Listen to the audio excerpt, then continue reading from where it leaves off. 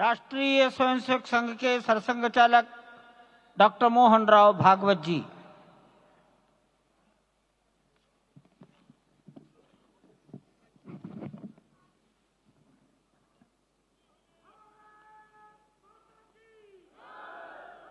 आदरणीय प्रधानमंत्री जी, उत्तर प्रदेश के आदरणीय मुख्यमंत्री जी, आदरणीय राज्यपाल महोदया, देश के आज विद्यमान सभी पंथ संप्रदायों का प्रतिनिधित्व करने वाले हमारे संत ऋषि आचार्य गण और समाज के सब स्तरों का प्रतिनिधित्व करने वाले निमंत्रित महानुभाव, आज का आनंद शब्दों में वर्णनातीत है और उसके वर्णन करने का प्रयास इसके पहले के वक्तव्यों में अच्छा हो गया है। यह भी बता दिया गया है और हम जानते भी हैं कि आज अयोध्या में रामलला के साथ भारत का स्व लौट के आया है।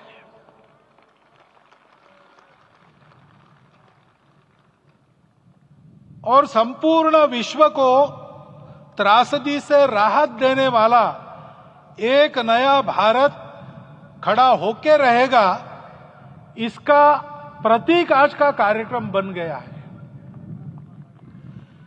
ऐसे समय में आपके उत्साह का, आपके आनंद का वर्णन कोई नहीं कर सकता।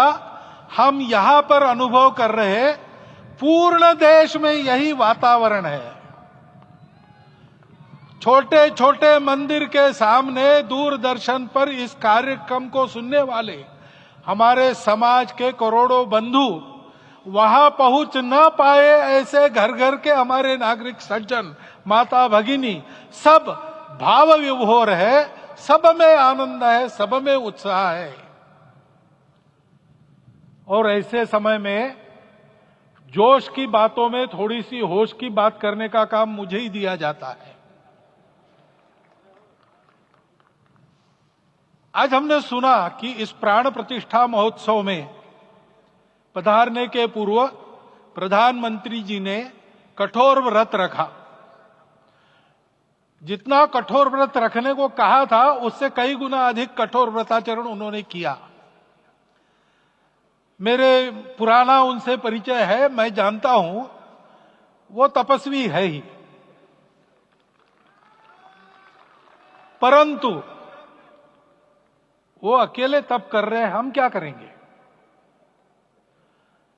अयोध्या में रामलला आए, अयोध्या से बाहर क्यों गए थे? रामायण में क्यों गए थे बाहर? तो अयोध्या में कलह हुआ। अयोध्या उस पुरी का नाम है जिसमें कोई द्वंद्व नहीं, जिसमें कोई कलह नहीं, जिसमें कोई दुविधा नहीं। वो हुआ 14 वर्ष वनवास में गए। वो सब ठीक होने के बाद दुनिया के कलह को मिटा के वापिस आए। आज रामलला वापस फिर से आए हैं 500 साल के बाद। जिनके त्याग, तपस्या, प्रयासों से ये सोने का दिन आज हम देख रहे, सुवर्ण दिवस देख रहे, उनका स्मरण प्राण प्रतिष्ठा के संकल्प में हम लोगों ने कहा, आपने सुना होगा, स्मरण किया। उनकी तपस्या को, उनके त्याग को, उनके परिश्रम को शत बार, सहस्त्र बार, कोटि बार नमन है। रामलला के यहां इस युग में आज के दिन फिर वापस आने का इतिहास जो जो श्रवण करेगा वो राष्ट्र के लिए कर्मप्रवण होगा और उसके राष्ट्र का सब दुख दैन्य हरण होगा। ऐसे इस इतिहास का सामर्थ्य है।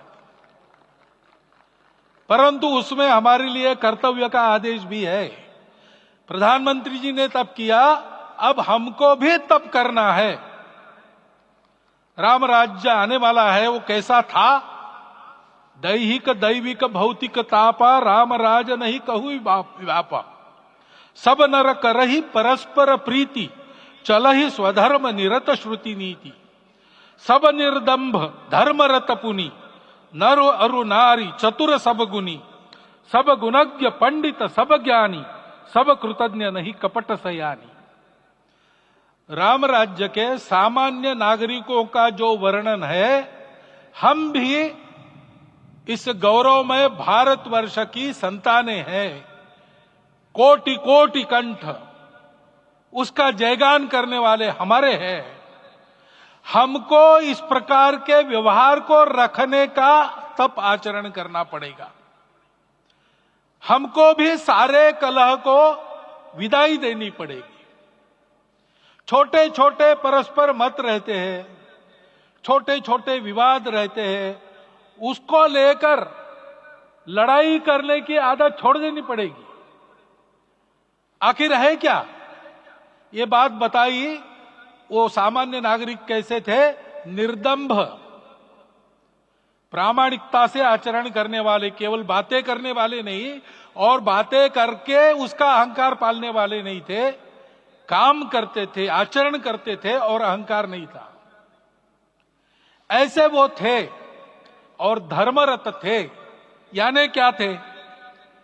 इस पर कठिन भाषा में प्रवचन बहुत लंबा हो सकता है, लेकिन थोड़े में धर्म के जो 4 मूल्य जिनकी चौखट पर धर्म है, ऐसा श्रीमद् भागवत में बताया है, सत्य करुणा शुचिता तपस, उसका आज हमारे लिए युगानुकूल आचरण क्या है?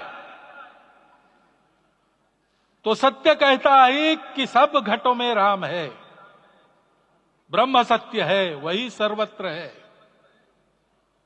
तो हमको ये जानकर आपस में समन्वय से चलना होगा, क्योंकि हम चलते हैं, सबके लिए चलते हैं, सब हमारे हैं, इसलिए हम चल पाते हैं।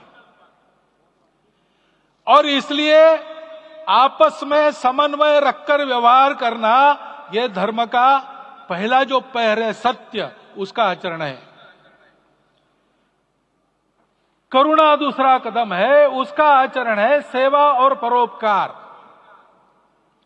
सरकार की कई योजनाएं गरीबों को राहत दे रही, सब हो रहा है, लेकिन हमारा भी कर्तव्य है, ये सब समाज बांधव हमारे अपने बंधु है।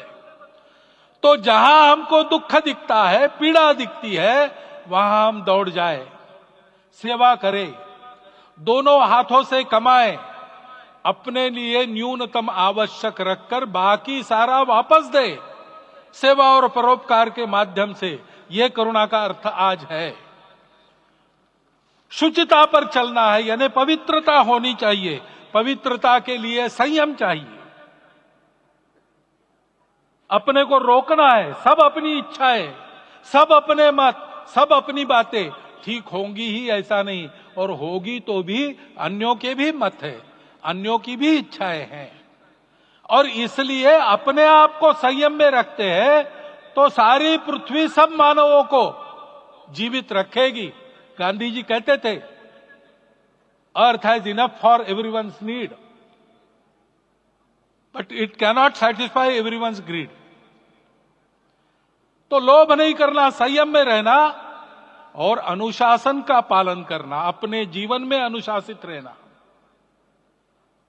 अपने कुटुंब में अनुशासन रहना, अपने समाज में अनुशासन रहना। सामाजिक जीवन में नागरिक अनुशासन का पालन करना। भगिनी निवेदिता कहती थी कि स्वतंत्र देश में नागरिक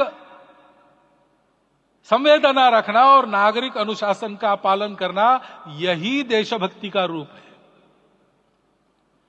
इससे जीवन में पवित्रता आती है। और तपस का तो मूर्तिमान उदाहरण आपके सामने आज दिया गया। व्यक्तिगत तपस तो हम करेंगे, सामूहिक तपस क्या है? संगच्छध्वम संवदध्वम संवो मनांसी जानता। हम साथ चलेंगे, बोलेंगे आपस में, उसमें से एक सहमति का संवाद निकालेंगे, एक ही भाषा बोलेंगे, वो वाणी मन वचन कर्म समन्वित होगा और मिलके चलेंगे, अपने देश को विश्वगुरु बनाएंगे। ये तपस हम सबको करना है।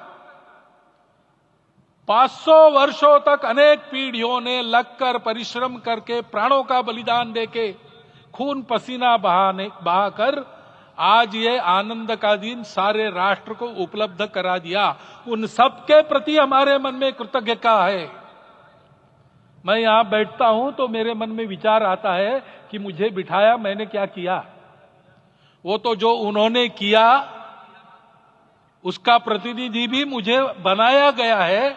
उस प्रतिनिधि के नाते मैं ये अवदान स्वीकार करता हूं और उन्हीं को अर्पण करता हूं।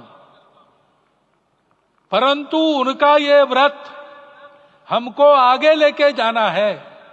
जिस धर्म स्थापना विश्व में करने के लिए राम का अवतार हुआ था, उस धर्म स्थापना को अनुकूल स्थिति अपने आचरण में अपने देश में उत्पन्न करना यह अपना कर्तव्य बनता है। रामलला आए हैं हमारे मन को आह्लादित करने के लिए, उत्साही करने के लिए, प्रेरणा देने के लिए, साथ साथ इस कर्तव्य की याद दिलाकर उसमें कृति प्रवण करने के लिए आए हैं। उनका आदेश सर पे लेके हम यहां से जाए। सब लोग तो यहां आ नहीं सके, लेकिन वो सुन रहे, देख रहे। अभी इसी क्षण से इस व्रत का पालन हम करेंगे तो मंदिर निर्माण पूरे होते होते विश्व गुरु भारत का निर्माण भी पूरा हो जाएगा। इतनी क्षमता हम सबकी है।